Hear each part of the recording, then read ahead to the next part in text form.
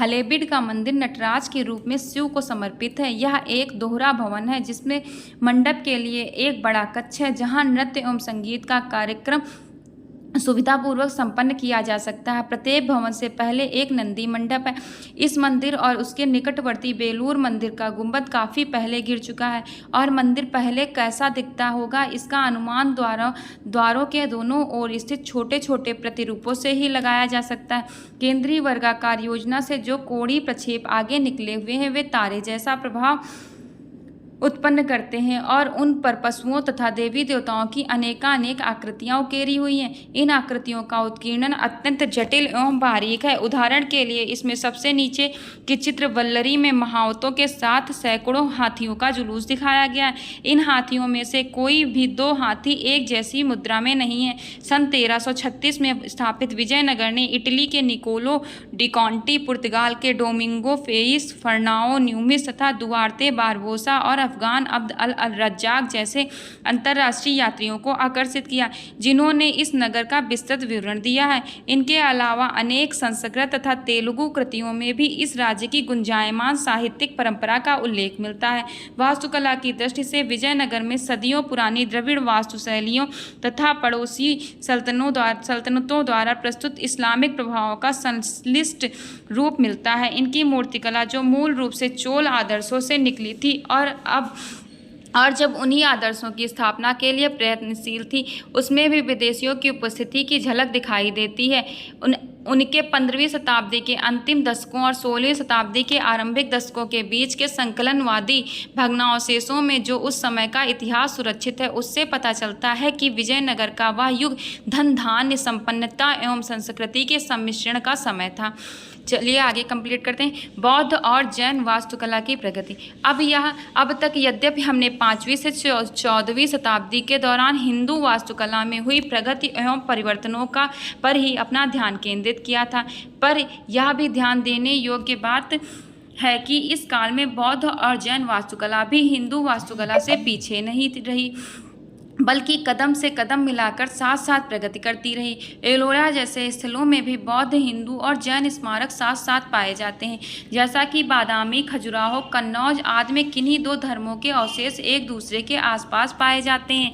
जब 6ठी शताब्दी में गुप्त साम्राज्य का पतन हो गया तो बिहार और बंगाल का पूर्वी क्षेत्र, जिसे ऐतिहासिक रूप से मगध कहा जाता था, एक साथ जुड़कर एक हो गया और पश्चिम में अनेक छोटे छोटे राजपूत राज्य उभर आए। 8वीं शताब्दी में पाल शासकों ने इस पूर्वी क्षेत्र में शक्ति प्राप्त कर ली। द्वितीय पाल शासक धर्मपाल अत्यंत शक्तिशाली बन गया और उसने शक्तिशाली राजपूत प्रतिहारों को परास्त करके अपना साम्राज्य स्थापित कर लिया। धर्मपाल ने अपने सुदृढ़ साम्राज्य को गंगा नदी के उपजाऊ मैदान में कृषि और अंतर्राष्ट्रीय व्यापार के सहारे समृद्ध बना लिया। बोधगया निश्चित रूप से एक अत्यंत प्रसिद्ध बौद्ध स्थल है। इस तीर्थ स्थल की पूजा तभी से की जाती रही है जब सिद्धार्थ को ज्ञान यानी बुद्धत्व प्राप्त हो गया था और वे गौतम बुद्ध बन गए थे। यहाँ के बौद्ध वृक्ष का तो महत्व है ही क्योंकि सिद्धार्थ ने इसी की छाया में बुद्धत्व प्राप्त किया था। लेकिन बोधगया का महाबोधि मंदिर उस समय ईंटों से बनाए जाने वाले महत्वपूर्ण भवनों की याद दिलाता है।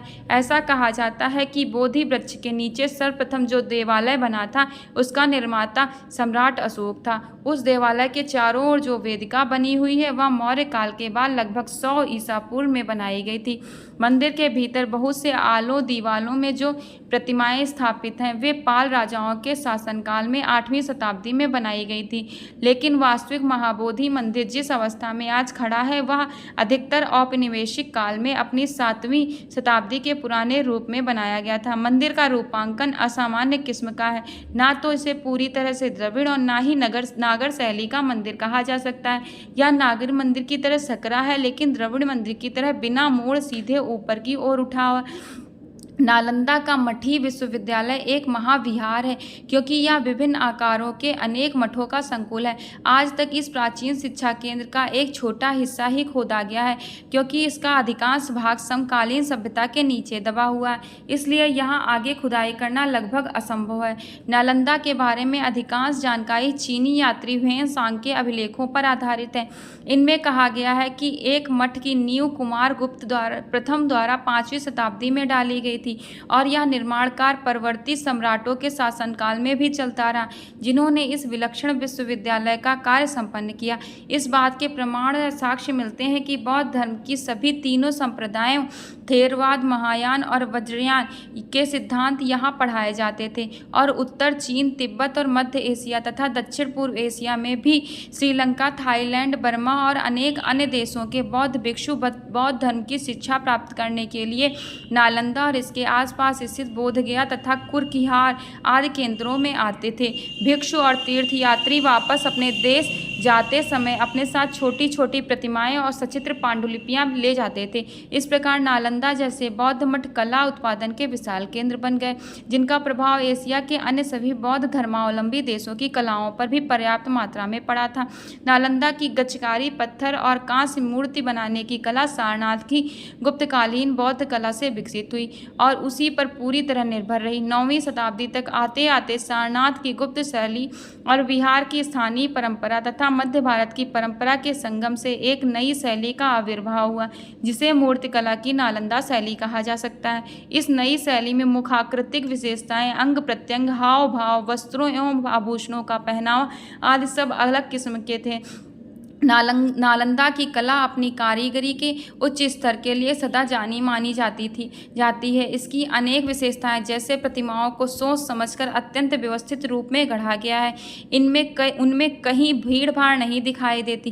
प्रतिमाएं आमतौर पर उभार में समतल सपाट नहीं है, लेकिन त्रिआयामी रूपों में बनाई गई हैं। प्रतिमाओं के पीछे की पटिया विस्तृत होती है और अलंकार सुकोमल एवं बारीक होते हैं। नालंदा की कांस्य मूर्तियों का काल 7वीं और 8वीं शताब्दी से लगभग 12वीं शताब्दी तक का है। इनकी संख्या पूर्वी भारत के अन्य सभी स्थलों से प्राप्त कांस्य प्रतिमाओं की संख्या से अधिक है और ये पाल राजाओं के शासनकाल में बनी धातु की प्रतिमाओं का काफ़ी बड़ा भाग है। पत्थर की मूर्तियों की तरह ये कांस्य प्रतिमाएं भी प्रारंभ में सारनाथ और मथुरा की गुप्त परंपराओं पर अत्यधिक निर्भर थी।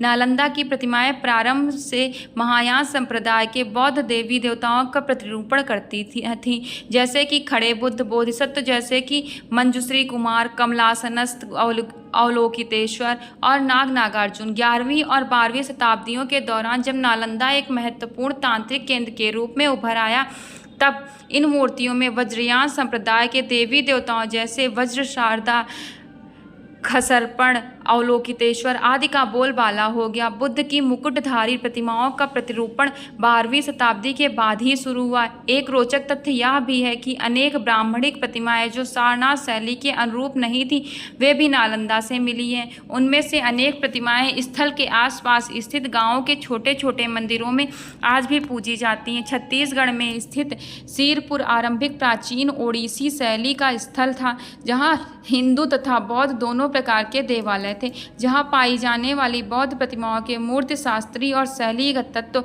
अनेक रूपों में नालंदा की प्रतिमाओं जैसे ही हैं। कालांतर में उड़ीसा में अन्य बड़े बड़े बौद्ध मठ विकसित हो गए।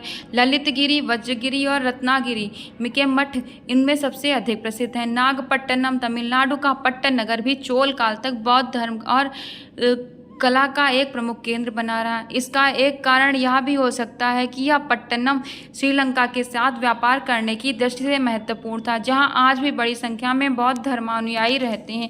चोल शैली की कांस्य और पत्थर की प्रतिमाएं नागपट्टनम में पाई गई हैं। जैनियों ने भी हिंदुओं की तरह अपने बड़े बड़े मंदिर बनवाए और अनेक मंदिर और तीर्थ पहाड़ी क्षेत्रों को छोड़कर समस्त भारत में स्थान स्थान पर पाए जाते हैं, जो आरंभिक बौद्ध पूजा स्थलों के रूप में प्रसिद्ध हैं। दक्कन में वास्तुकला की दृष्टि से सर्वाधिक महत्वपूर्ण स्थल एलोरा और ऐहोल में देखे जा सकते हैं।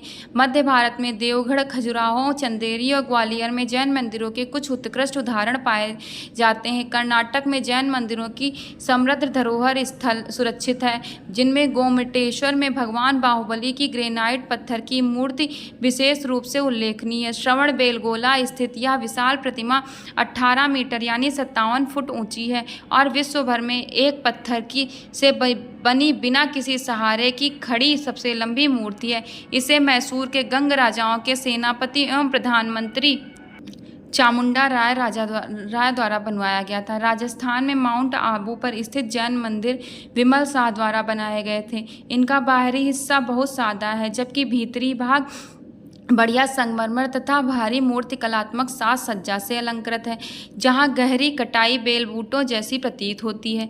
मंदिर की प्रसिद्धि का कारण यह है कि इसकी हर भीतरी छत पर बेजोड़ नमूने बने हुए हैं और इसकी गुंबद वाली छतों के साथ साथ सुंदर आकृतियां बनी हैं।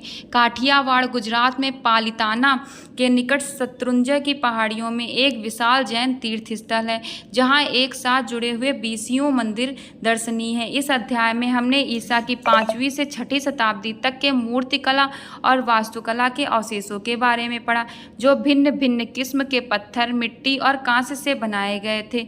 निस्संदेह चांदी और सोने जैसे अन्य माध्यमों से भी प्रतिमाएं बनाई गई होंगी, लेकिन उन्हें पिघलाकर और कामों में ले लिया गया होगा। अनेक मूर्तियां लकड़ी और हाथी दांत से भी बनाई गई होंगी, लेकिन वे अपनी भंगुरता के कारण नष्ट हो गई होंगी। प्रतिमाओं को अक्सर रंगा भी जाता होगा, मगर उनके रंग भी जल वायविक तत्वों के कारण मार के कारण सैकड़ों सालों तक अक्षुण्ण नहीं रह सकते। इस काल में चित्रकला की भी समृद्ध परंपरा रही थी, मगर उस समय के बचे हुए कुछ ही उदाहरण कुछ धार्मिक भवनों में भित्तियों के रूप में बचे हैं। देश में कांस्य मूर्तियां बड़ी संख्या में पाई गई हैं, जिनके बारे में अगले अध्याय में चर्चा की जाएगी। मध्यकालीन भारत के विभिन्न क्षेत्रों में स्थित प्रमुख कला शैलियों एवं कुछ प्रसिद्ध स्मारकों का यहाँ वर्णन किया गया है।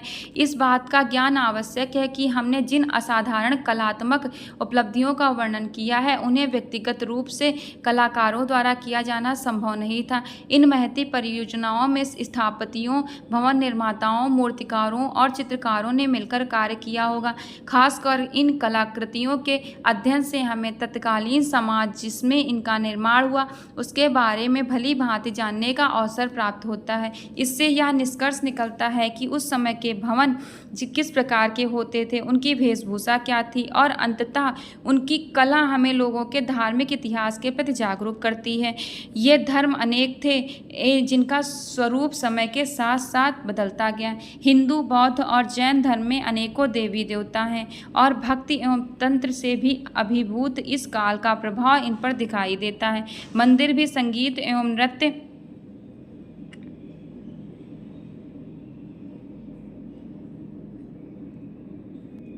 कलाओं के मुख्य केंद्र बन गए और 10वीं शताब्दी के बाद से मंदिर विशाल भूमि के मालिक हो गए, क्योंकि राजाओं ने उन्हें भूमि दान में दे दी और उनके रखरखाव में उनकी प्रशासनिक भूमिका थी।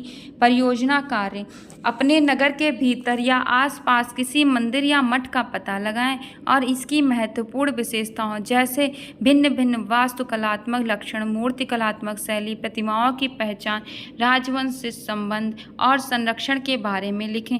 यह बताएं कि आप जिस मंदिर या मठ का अध्ययन कर रहे हैं, क्या वह राज्य केंद्र सरकार द्वारा संरक्षित है। उस स्मारक की रक्षा के लिए या इसके बारे में जागरूकता उत्पन्न करने के लिए अपने महत्वपूर्ण सुझाव दें। यदि यह कार्य हम करते हैं तो हमें अपने आसपास में स्थित किसी भी प्राचीन मंदिर के बारे में अधिक जानकारी इकट्ठी हो सकेगी।